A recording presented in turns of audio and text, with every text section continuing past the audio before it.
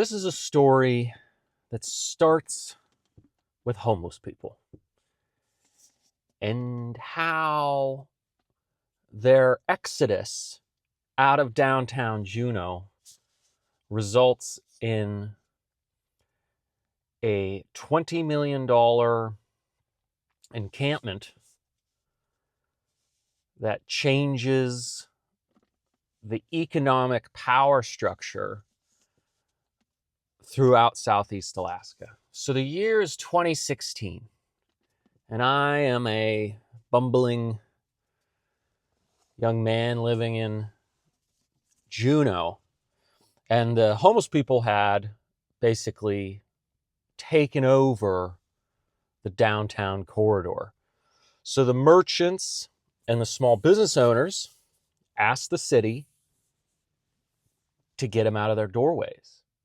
So they created an ordinance, and then they gave the homeless people a map which detailed where they can go and hang out, where they can sleep, sit, loiter.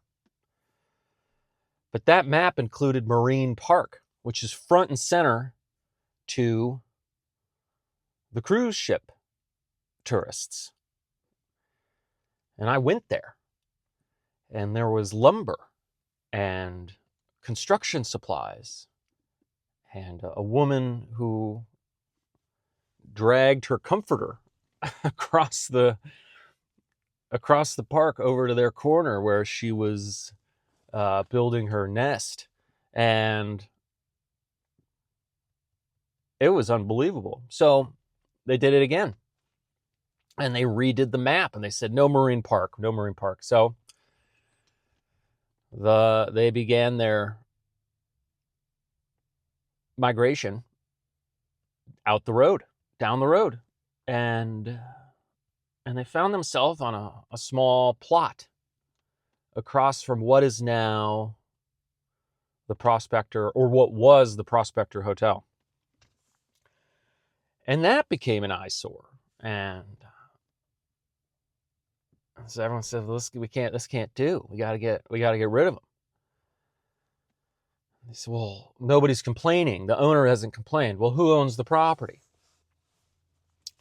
It's the Mental Health Trust of Alaska. So, and they said, well, we can't. That's what we're here to help fund. So they start doing some social services and start moving them. And this also set off the chain reaction, which is the Glory Hole homeless shelter downtown ultimately becomes the Glory Hall homeless shelter in the valley. So a lot of moving parts at this point. So they're moving the homeless people off this property.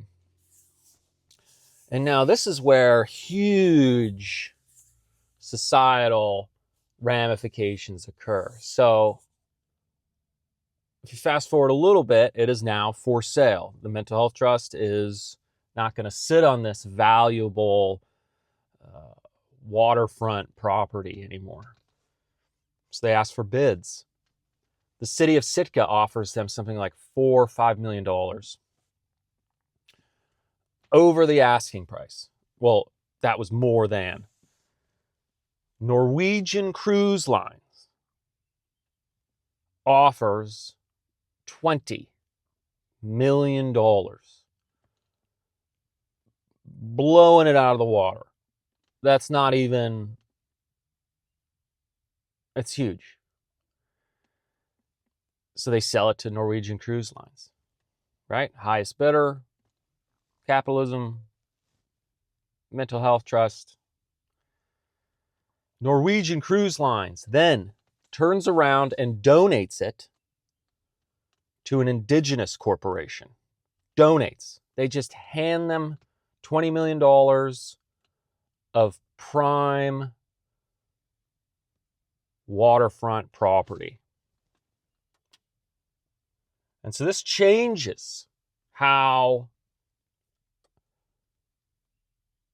influence and leverage and what ownership and property really is around here. Because now Norwegian Cruise Lines, without owning any equity, has tremendous influence on that property. It could be contractually. And then they're also insulated because they've basically buried themselves inside a native corporation. Again, power, leverage, and influence without owning equity. And so what you see is not what you get around here. And I don't think it'll ever be that again.